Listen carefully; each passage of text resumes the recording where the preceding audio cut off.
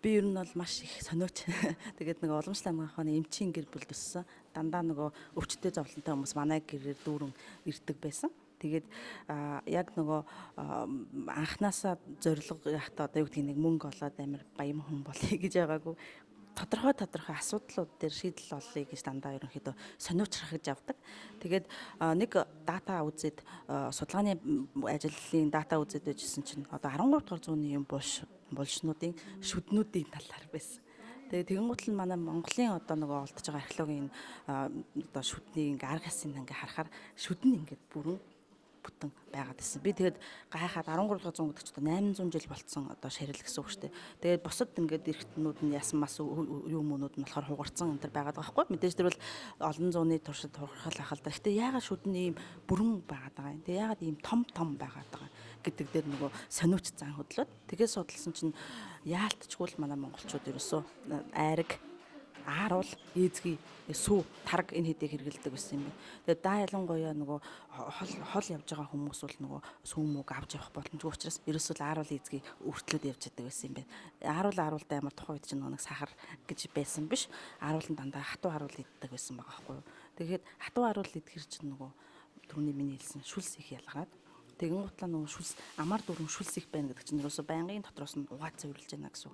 Тэгэнгутлаа нөгөө ааруул эзгээ чинь 608 мг кальцийг өөртөө агуулж байна гэдэг чинь өөрөө масар их кальци байхгүй. Тэгээд тэр кальцийг ингээ шүдний нөгөө палан дээр байлгаж яах гэдэг чинь 180 цагийн хугацаанд байлгаж яах гэдэг чинь та зарим нэг оны реклам үзсэн бол 72 цагийн хамгаалалт гэдэг ярьдаг штэ.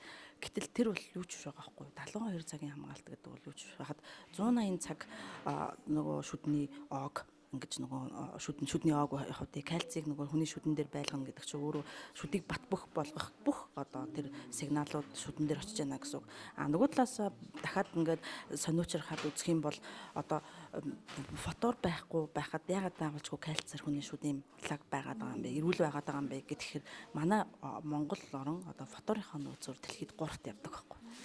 Фотор гэдэг эрдэс маань өөрөө нөгөө ганцаараа оршдгоо. Дандаа өөр нэг минералуудтай нэгдэж байдаг. Кальцийн фотор ч юм уу, магний фотор ч юм уу ингэж явдаг. Одоо натрийн фотор ч юм ингэж явдаг. Гэтэл манай Монголд одоо кальцийн фотор буюу хайлуур жонш гэдэг байгаа. Одоо хайлуур жонш маань болохоор одоо дэлхийд бид нар одоо жоншныхоо нөөцөөр 3-т явж байгаа байхгүй юу. Тэгэхээр энэ нь юу гэсэн үг вэ гэхээр хөрсөнд маш их хэмжээний жонш одоо тэр фоторууд байна.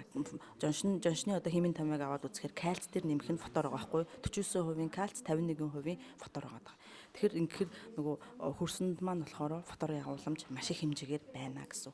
Хөрс фотортой байна гэдэг чинь ус фотортой байхын шинж байхгүй юу. Тийм учраас бид нар уснасаа фотор гэдэг зүйлийг хангалттай аваад байгаа. Тэгэхээр манай монголчууд илүү их фотор авна гэхээсээ илүү бид нар илүү их кальц авбал шүд илүү эрүүл байх боломжтой юм аа. Түрүүний заасан 3 бүс буюу алтайн бүс, хангайн бүс, баруун бүс дээр фотор болохоор 0.7 мг литрээс шүү дээ. Тэгэнгუთ чинь 0.7 чинь нөгөө байх хэвээр хамгийн бага том байхгүй юу? Огт байхгүй биш байгаа юм. Тэгэнгუთ нь байх хэвээр хамгийн бага тунгаар л байж байгаа байхгүй юу? Тэгэхээр энэ тохиолдолд илүү бид нар үүн дээр анхаарах хэрэгтэй гэхээр шүлсний буюу амны үндийн pH орчин дээр илүү анхаарч болж чухал. Яагаад гэхээр гол нөгөө түрүүний хэлээд байгаа 95% шүд цорох өвчин үүсгээд байгаа зүйлийн шалтгаан нь буюу болохоор амны үндийн pH 5-аас доош орчод байгаа байхгүй юу? Маш хүчтэй болчиход байгаа. Тэгэхээр энийг шүлтлэг болгох шаардлагатай гэсэн. Тэгэнгუთ л манай Монголд маш олон төрлийн давс байгаа. Энэ давснууд дотоос жамс давс болохоор өөрөө нь улаан өнгөтэй дээ шүү дээ. Тэгээ улаан өнгөтэй байхаараа жамс давс маань болохоор нөгөө магний багтай байгаа байхгүй юу? Магний багтай байх ихтэй давс чинь ингээд шууд ингээд аманд хэрэнгутлан шууд огох гээд амар гашуун байдаг байхгүй юу? Тэгэхээр тэр огмоор гашуун амтанд байхгүй мөртлөө өөрийнх нь шүлтлэг чанар нь өндөр байгаа байхгүй юу? Тэгэхээр юу вэ гэхээр амны үндийн pH-ыг 6.5-аас 7-гийн хооронд хангалттай барьж чадчихна гэсэн.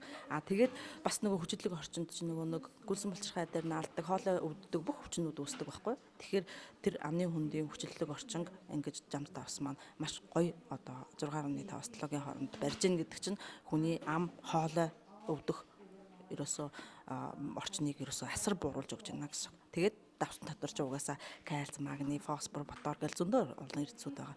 Тийм учраас бид нар энэ жамс давстай байгаа нөгөө нэг нийгмийн хариуцлагын 5000 болгосон байхгүй. 100 түүчэлэх 100 мэдээ сонин цаасан хэвлэл болон цахим хэлбэрээр уншигч танд хүрч байна. иргэдээ өмөөч өвчин. Үндэсний өдөр тутмын сонин 100 нэмэдэ.